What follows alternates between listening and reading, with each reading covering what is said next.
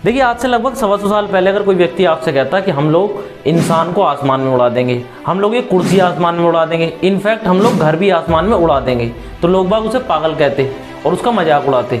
लेकिन इन दो व्यक्तियों ने साबित किया है और इन चीज़ों को करके दिखाया है। इनका नाम है राइट ब्रदर्स।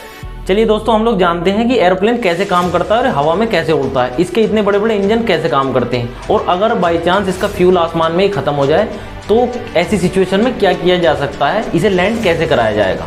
आइए इस वीडियो के अंदर हम लोग देखते हैं।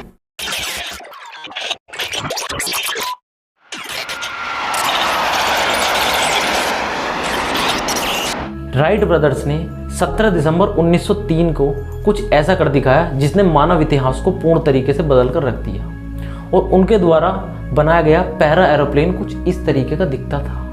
ऐसा नहीं है दोस्तों कि इससे पहले किसी ने एरोप्लेन बनाने का प्रयास नहीं किया या उसे उड़ाने का प्रयास नहीं किया, लेकिन राइट ब्रदर्स को ही इसका श्रेय क्यों जाता, क्योंकि उन्होंने इसे बैलेंस करना हमें सिखाया और आसमान के अंदर संतुलन करना, सही तरीके से उतारना, जिसके लिए उन्हें मुख्यतः ये कहा जाता है कि एरोप्लेन का जो आविष्कार है वो राइट ब्रदर्स ने किया। देखिए, इसका जो शेप है ये ऐसा ही क्यों बनाया गया है। इस शेप को हम लोग कहते हैं एरोडायनेमिक, मतलब एक प्रकार से वैसे समझ लीजिए जैसे चील का शेप होता है उसी प्रकार से इसका शेप बनाया गया है। आगे से थोड़ा नुकीला है जिस प्रकार से तीर होता है, ठीक है। अब इसका शेप ऐसा ही क्यों बनाया गया है। आपने कभी कभी देखा होगा कि आसमान के अंदर जब चील उड़ती है तो बिना पंख चलाए भी आसमान के अंदर तैरती रहती है, मतलब एक प्रकार से ऐसी उड़ती रहती है।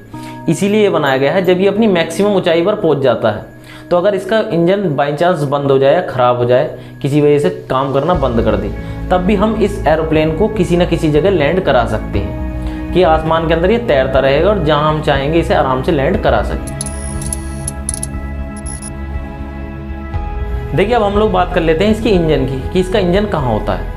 जैसे कि आप लोग देख पा रहे हैं गोले गोले से, यही इसका इंजन होता है और ये क्या काम करते हैं, हवा को खींचकर पीछे फेंकते हैं जिससे कि इंजन को बूस्ट मिलता है, एरोप्लेन को बूस्ट मिलता है और वो आगे जाता है। देखिए, अब थोड़ा सा हम इसके इंजन को ही, मतलब वो जो गोले गोले से थे उसमें से एक गोला हमने उठाया है, उसे मैं आपको समझाता हूँ ठीक कर। जैसे कि आप लोग इस डायग्राम में देख पा रहे हैं, ये इसका पंखा लगा हुआ है आगे, पंखे के पीछे कंप्रेसर लगा हुआ है और ये एक टरबाइन है, एक पुली से कनेक्टेड है। टरबाइन का क्या काम है, पंखे को घुमाती है, पंखा क्या करता है, हवा को खींचता है और पीछे फेंकता। अब इस कंप्रेसर का क्या काम है, ये कंप्रेसर हवा को पीछे फेंकता है जिससे कि स्पीड मिलती है। दूसरा ये काम करता है, ये 90% हवा तो लगभग पीछे फेंक देता है, थोड़ी जो हवा, जो 10% हवा है वो अंदर की तरफ फेंकता है। वो क्या काम करती है, जो इसके विंग्स होते हैं, जो पंख होते हैं, उनके अंदर इसका फ्यूल भरा हुआ होता है, वो थोड़ा सा फ्यूल इसके अंदर आता रहता है थोड़ा थोड़ा करके, और पीछे से जो हवा हमारी 10% आ रही है वो एक चिंगारी जलती है और चिंगारी जलने के बाद ये फ्यूल जलता है। फ्यूल जलने के बाद हवा इसे प्रेशर मारती है जिससे ये फ्यूल और तेज जलता है और ये और पीछे आग सी फेंकता है। जैसा कि आप लोग सरल भाषा में समझ पा रहे होंगे इस चीज़ को। इसका मुख्य काम यही होता है कि एरोप्लेन को आगे खींच के लेके जाना, ठीक है सर। अब आपके दिमाग में एक सवाल आ रहा होगा कि ये टरबाइन तो इस पंखे को घुमा रही है और पंखा ये कंप्रेसर घुमा रहा है, तो इनमें से पहले कौन घूम रहा है जिससे कि ये प्रोसेस स्टार्ट हो रहा है। तो मैं आपको बता दूं कि इस टरबाइन को घुमाने के लिए एक छोटा सा इंजन लगा हुआ होता है साइड में, जो इस टरबाइन को स्टार्ट करता है। जैसा आप लोग मोटरसाइकिल के अंदर देखते हैं कि एक सेल्फ लगा होता है जो चिंगारी जलाकर मोटरसाइकिल को स्टार्ट करने का काम करता है, जिससे हमारा इंजन स्टार्ट हो जाता है। तो उसी प्रकार से स्टार्ट करता है, फिर ये घूमना शुरू कर देता है। अब ये घूमना शुरू करेगा तो हवा खींचनी शुरू करेगा, कंप्रेसर अपना काम जो बाकी है, जो मैंने आपको बताया है, वो शुरू कर देगा, जिससे कि एरोप्लेन स्पीड में आना शुरू हो जाएगा, आगे चलना शुरू हो जाएगा। अब हम लोग सबसे मेन बात कर लेते हैं कि एरोप्लेन उड़ता कैसे है। जब ये रनवे पे से सीधा उड़ता, आपने देखा होगा उड़ता हुआ, तो ये उड़ता कैसे है, मैं आपको बिल्कुल सिंपल समझाता हूँ। जैसे कि आप लोग देख पा रहे हैं कि अब ये एरोप्लेन रनवे के अंदर है। इंजन का मैंने आपको प्रोसेस बता दिया, इंजन स्टार्ट हुए, इसे क्या मिला, बूस्ट मिला, ये चलने लगा। चलने के बाद ये इसने क्या किया, स्पीड पकड़ना शुरू कर दिया। अब क्या बात आएगी, मेन बात है अब इसके पंखों के ऊपर, इसके पंख ही अब इसे उड़ाने में सहायता करेंगे।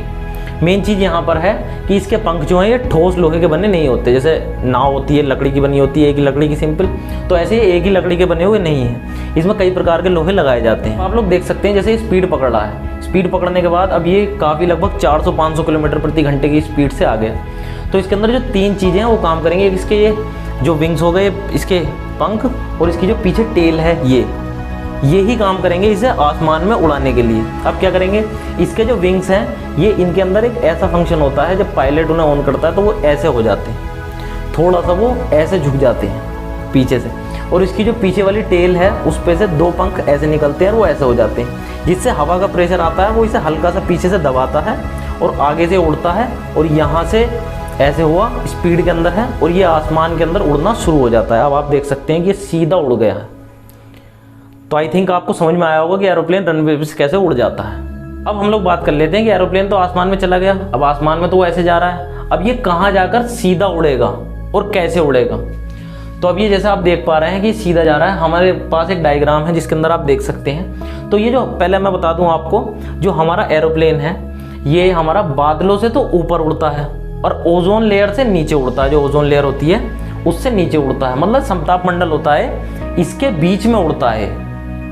सबसे सुरक्षित जगह होती है एरोप्लेन के उड़ने के लिए। अब आपके दिमाग में क्वेश्चन आया होगा कि इसी लेयर में क्यों उड़ता है। तो यहाँ पर जो होता है, जो वायु का दबाव होता है, मतलब एयर प्रेशर जो होता है वो बिल्कुल ना के बराबर होता है, मतलब बहुत कम होता है। यहाँ जितने भी जो इसे आगे से फोर्स लग रहा है ड्रैग फोर्स, जो पीछे से थ्रस्ट लग रहा है, ऊपर से ग्रेविटेशनल फोर्स, नीचे से लिफ्ट फोर्स, मतलब ये फोर्स आप ज़्यादा दिमाग मत लगाइए, मतलब सब कुछ समान हो जाते हैं, सब बराबर हो जाते हैं, जिससे ये आसानी से यहाँ पर फ्लाई कर पाता है। अब ठीक है, थोड़ा सा हम लोग समझते हैं कि अब ये इस लेयर में पहुँच गया। इस लेयर में पहुंचने के बाद क्या होता है, जो इसके विंग्स थे जो पीछे को निकले हुए थे, वो क्या करेगा पायलट, अब उन्हें स्ट्रेट कर देगा। स्ट्रेट करने के बाद जब एरोप्लेन था तो वो ऐसे हो जाएगा। ऐसे होने के बाद अब वो सीधा जाएगा। इस लेयर में पहुंचने के बाद अगर इंजन बंद हो जाए या इंजन खराब हो जाए तो आसमान के अंदर वो तैरता रहेगा। क्यों तैरता रहेगा, मैंने बताया आपको कि फोर्स जो है सारे बराबर लग रहे हैं। तो हम लोग कहीं भी उतार सकते हैं, मतलब कहीं भी नहीं, मतलब थोड़ी सी दूरी पर जाकर उतार सकते हैं जहाँ पर रनवे हो। इसे उतारने लायक रनवे बनाए जा रहे हैं। आप लोग देख रहे हैं आजकल जो है हाईवे के पास भी रनवे बनाए जा रहे हैं जहाँ पर इमरजेंसी लैंडिंग कराई जा सकती है। इंजन खराब होने के बाद भी चलता रहेगा। लेकिन आपके दिमाग में क्वेश्चन आया होगा, हमने देखा कि इंजन खराब हो जाते हैं और एरोप्लेन फट जाते हैं, नीचे ही गिर जाते हैं। तो वो क्यों गिरते हैं, क्योंकि वो इस लेयर तक पहुँच नहीं पाते, उससे पहले ही उनके इंजन खराब हो जाते हैं, उनमें आग लग जाती है, जिसकी वजह से ग्रेविटेशनल फोर्स ज़्यादा होता है और उनका जो वेट होता है उन्हें लेकर नीचे चला जाता है। आई थिंक आप समझ पाए होंगे। अब ये जब समताप मंडल के अंदर उड़ रहा है तो अब ये लैंड कैसे करेगा, थोड़ा सा हम लोग इसके ऊपर भी बात कर लेते हैं। अब जब हम इसको लैंड कराएंगे तो पायलट क्या करेगा, इसके पंखों को हल्का सा ऐसे मोड़ देगा। वो जो जैसे पहले ऐसे थे तो हमें ऊपर लिफ्ट मिला था, थोड़ा सा ऐसे करेगा जिससे वायु आएगी, थोड़ा प्रेशर लगेगा और हल्का सा नीचे से झुकना शुरू हो जाएगा, तो नीचे डाउन जाना शुरू कर देगा। वो आगे इसके पहिए लगे होते हैं, आपने देखा होगा जो पहिए होते हैं सोकर वाले, जब ये ज़मीन से टच होता है तो इसकी स्पीड बहुत ज़्यादा होती है। मतलब जब ये ज़मीन पर टच होता है, नीचे उड़ता है तो इसकी स्पीड बहुत ज़्यादा होती है। अब मान लीजिए धीरे धीरे नीचे को आ रहा है और वो पहिया नीचे से निकल गया और उसने रोक लिया इसे, मतलब एक प्रकार से उतार लिया नीचे, और ये उतरते हुए आगे जा रहा है तेज़ी से। तो इसकी स्पीड कैसे कम करी जाती है, वो काम करता है इसका इंजन। जो इंजन बताया था, इंजन के बारे में समझ लेते हैं। अब ये इंजन कैसे काम करता है, अब इसको हम कहते हैं रिवर्स इंजन। रिवर्स इंजन काम करता है। जो ये जो हमारा पंखा था ये हवा को पीछे मतलब खींच रहा था और पीछे फेंक रहा था। तो अब क्या करेंगे, इसके अंदर इंजन के एक ऐसे आप जैसे देख पा रहे हैं ये खुल जाएंगे। खुलने के बाद क्या होगा, ये हवा का जो प्रेशर होगा वो इसे अपोजिट डायरेक्शन में मारना शुरू करेगा, मतलब आगे से ही हवा खींचेगा और आगे को ही फेंकेगा, जिससे कि इसकी स्पीड में अचानक से ही रुकावट आनी शुरू हो जाएगी। और जितनी स्पीड से ये हवा को खींच के आगे फेंकेगा उतना ही ये मद्दा होता चला जाएगा और एंड में आएगा ये रुक जाएगा।